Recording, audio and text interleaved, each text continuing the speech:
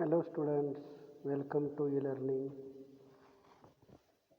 We are discussing about the topic inheritance and variation. In previous lecture, we have studied codominance and multiple alleles.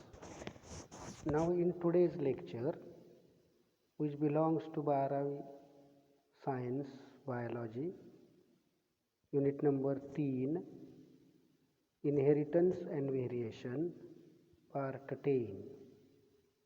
So, in today's topic, we will discuss about the next important topic, pleiotropy. So, what is pleiotropy? Let us see.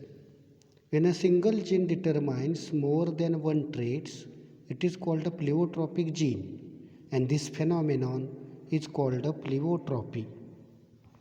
मराठीत बघा, प्लिओट्रॉपी हा एक विशिष्ट असे शब्द आहे, एक विशिष्ट संकल्पना आहे. जेव्हा एकच जीन दोन किंवा दोनपेक्षा जास्त ट्रेट्स कंट्रोल करतो, डिटरमाइन करतो, तेव्हा त्या जीनला म्हणायचं प्लिओट्रॉपिक जीन. मेंडेल काय सांगतो आपल्याला की एक जीन एकाच ट्रेटला डिटरमाइन करतो. एका जीनमुळं एकच फेनोटाईप ठरतो किंवा कंट्रोल केला जातो. प्लिओट्रॉपी हे डेव्हिएशन आहे. मेंडेलिझमला अपवाद म्हणून आपण बघतोय. मेंडेलनं सांगितलेलं खोटं ठरवणारं हे एक्झाम्पल आहे, जे आहे प्लिओट्रॉपी. प्लिओट्रॉपीचा अर्थ आपण काय घ्यायचा, तर मेंडेल सांगतो त्याप्रमाणे एक जीन एका स्ट्रेटला कंट्रोल करणं हे ज्यामध्ये नाही. एक जीन एकापेक्षा जास्त ट्रेट्स कंट्रोल करतो, त्याला म्हणायचं pleiotropic gene. And this phenomenon is called pleiotropy. या फेनॉमिनॉनला, या संकल्पनेला बायोलॉजीमध्ये शब्द आहे प्लिओट्रॉपी. प्लिओट्रॉपीलाच प्लिओट्रॉपिझम असंही म्हणतात. प्लिओट्रॉपीचं वैशिष्ट्य काय बघा. Generally, if one gene produces two effects, one of it is lethal. Lethal means causing death of the individual. अर्थ काय. जनरली जेव्हा एक जीन दोन परिणाम निर्माण करतो, दोन फिनोटाईप एक्सप्रेस करतो किंवा दोन ट्रेट्स डिटरमाइन करतो, तेव्हा जनरली काय असतं, त्या दोन्हीपैकी एक इफेक्ट किंवा एक फिनोटाईप लिथल असतो. लिथल म्हणजे जीवघेणा, ज्यामुळं इंडिव्हिज्युअलची डेथ होऊ शकते, म्हणजे ज्यामुळं सजीवाचा मृत्यू होतो. ज्या इफेक्टमुळं, ज्या फिनोटाईपमुळं किंवा ज्या एक्सप्रेशनमुळं सजीवाची डेथ होते, सजीवाचा मृत्यू होतो, त्याला म्हणतात लिथल इफेक्ट किंवा लिथल फिनोटाईप. जेव्हा एक जीन दोन परिणाम घडवून आणतो, तेव्हा जनरली काय असतं, दोन्हीतला एक जीवघेणा असतो. Pleiotropy or pleiotropism is the phenomenon in which one gene produces two or more expressions. म्हणजे जी व्याख्या आपण बघितली, त्या व्याख्येमध्ये जे सांगितले तेच वेगळ्या शब्दात इथं मांडले. प्लिओट्रॉपी किंवा प्लिओट्रॉपिझम काय आहे, तर एक जीन दोन किंवा दोनपेक्षा जास्त एक्सप्रेशन्स निर्माण करतो किंवा फिनोटाईप्स निर्माण करतो, त्याला म्हणायचं pleiotropy. The phenotypic ratio is 1:2 instead of 3:1. मेंडेलच्या मोनोहायब्रिड क्रॉसमध्ये फिनोटायपिक रेशो काय येतो, 3:1. पण प्लिओट्रॉपीमध्ये फिनोटायपिक रेशो किती येतो, 1:2. So this is the difference in Mendelism and pleiotropy. आता आपण पुढे जाऊया. प्लिओट्रॉपीचं एक्झाम्पल काय, एक्झाम्पल घेतलं आहे, सिकल सेल ॲनेमिया. सिकल याचा अर्थ मराठीत कोयता, विळा, खुरपे, ही जी साधनं आपण शेतामध्ये वापरतो त्यातलं खुरप्याचं किंवा विळ्याचं पातं त्याला म्हणायचं सिकल. सिकल म्हणजे विळा किंवा खुरपे. सिकल सेल ॲनेमिया याचा अर्थ काय? ॲनेमिया ज्या सिकल सेल्समुळं निर्माण होतो त्याचं एक्झाम्पल आपण बघायचं. ॲनेमियाचा अर्थ आहे रक्तक्षय, म्हणजे रक्ताची क्षमता कमी होणं किंवा रक्त कमी होणं, याला मराठीत म्हणतात रक्तक्षय. त्याला शब्द आहे बायोलॉजीमध्ये ॲनिमिया. तर हा सिकल सेल ॲनिमिया काय प्रकार आहे? रक्तामध्ये ज्या लाल पेशी असतात त्या जनरली गोलाकार असतात. या गोलाकार पेशींचा आकार खुरप्याच्या पात्यासारखा म्हणजे सिकलसारखा बनतो आणि त्यामुळं माणसाला ॲनेमिया होतो. Anaemia caused due to sickle cells or the RBCs which are sickle shaped. त्याला म्हणायचं sickle cell anaemia. In human, the disease sickle cell anemia is caused by a gene HBS.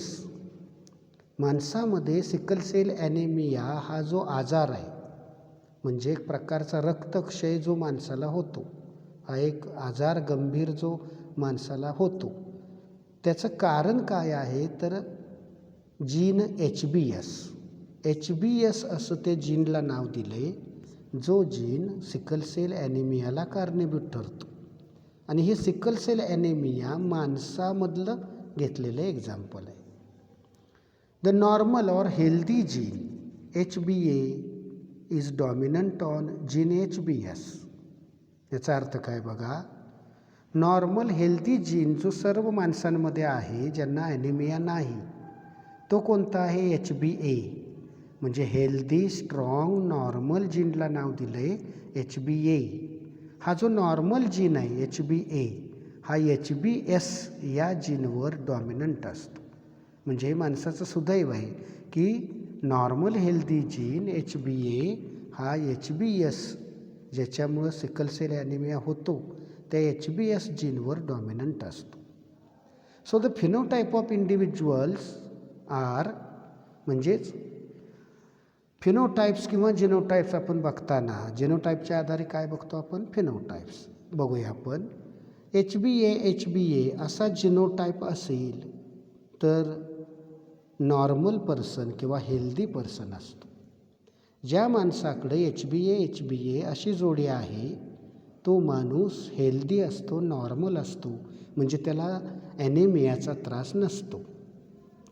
ज्या माणसाकडे HBS असा heterozygous जिनोटाईप आहे किंवा hybrid जिनोटाईप आहे तो माणूस कॅरियर असतो. म्हणजे मेल असेल फिमेल असेल, HBS असा जिनोटाईप असणारी व्यक्ती कॅरियर असते. ज्याच्याकडे HBS म्हणजे HBS हा जीन होमोझायगस कंडिशनमध्ये आला, म्हणजे जिनोटाईप HBS असा असेल तर त्या व्यक्तीला सिकल सेल ॲनेमिया होतो, ती व्यक्ती मरते.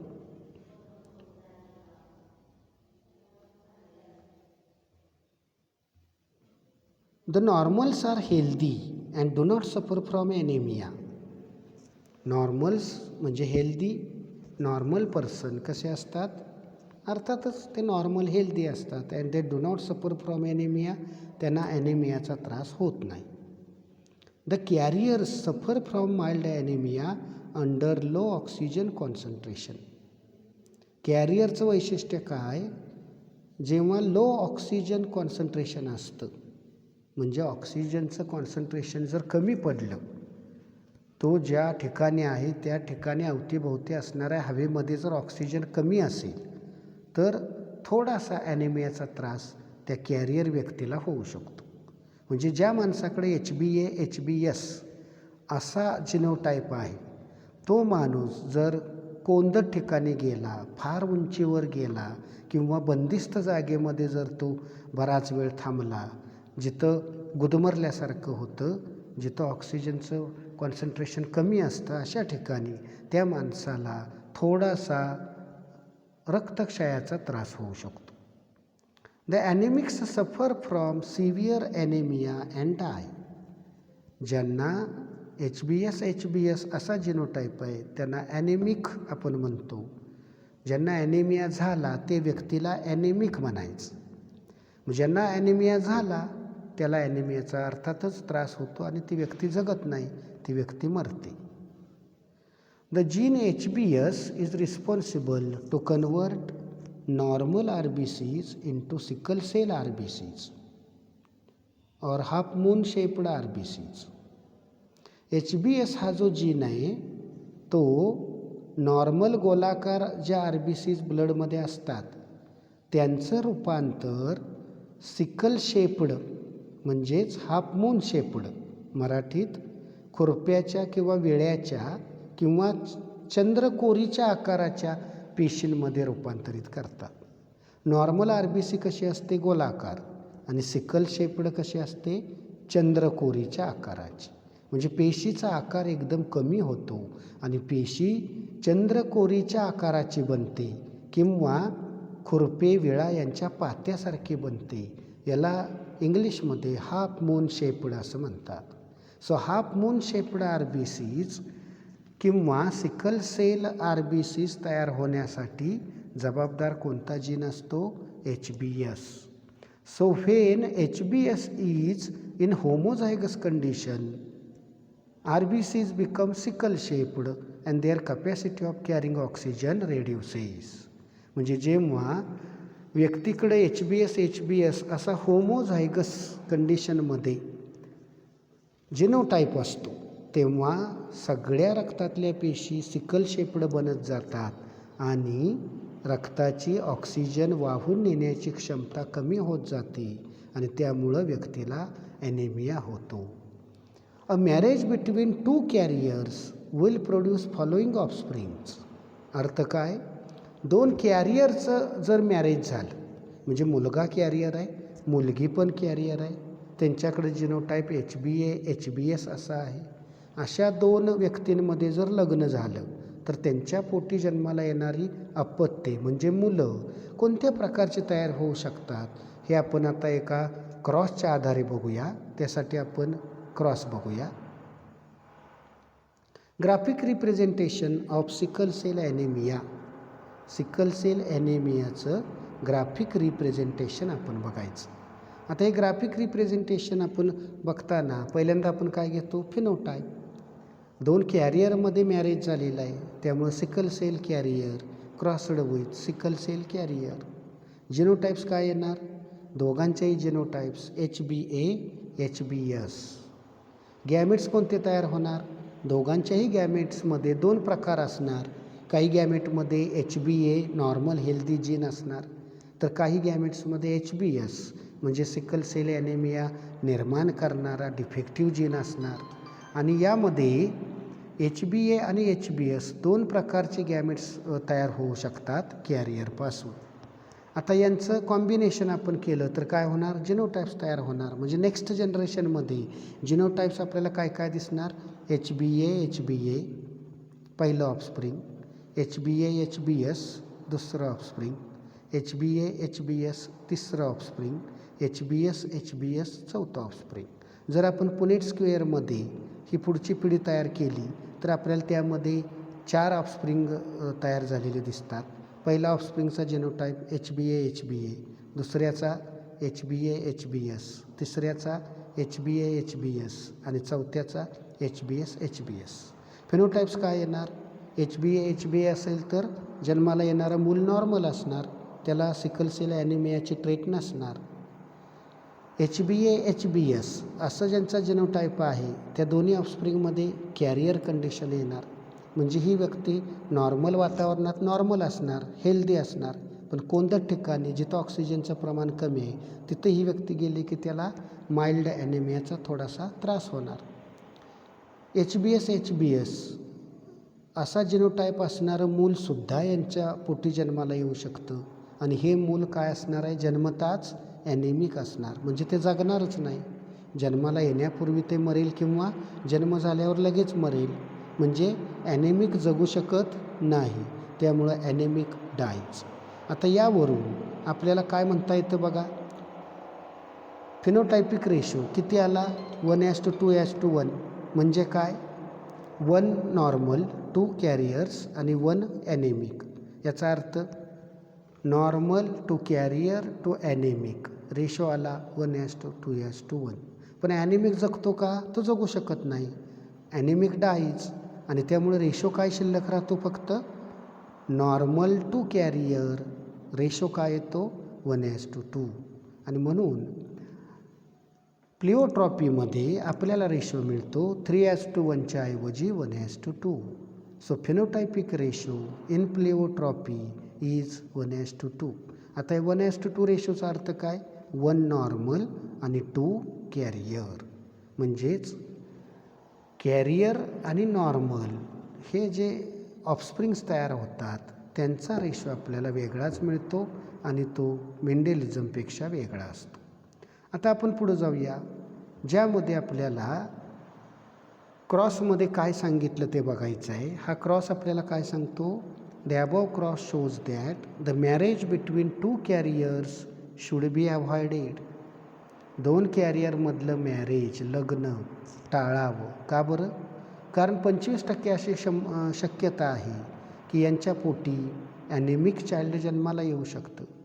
तो धोका राहतो आणि म्हणून मुलगा आणि मुलगी दोघेही कॅरियर असतील तर त्यांचं लग्न करू नये. The gene HBS produces sickle cell anaemia in homozygous condition that is HBS and carrier in heterozygous condition HBS. म्हणजे जीन एकच कोणता HBS. तो जर होमोझायगस कंडिशनमध्ये आला तर सिकल सेल ॲनेमिया निर्माण करतो, व्यक्तीची डेथ निर्माण करतो. तो जीन जर हेट्रोझायगस कंडिशनमध्ये आला HBS तर मात्र व्यक्ती कॅरियर बनू शकते.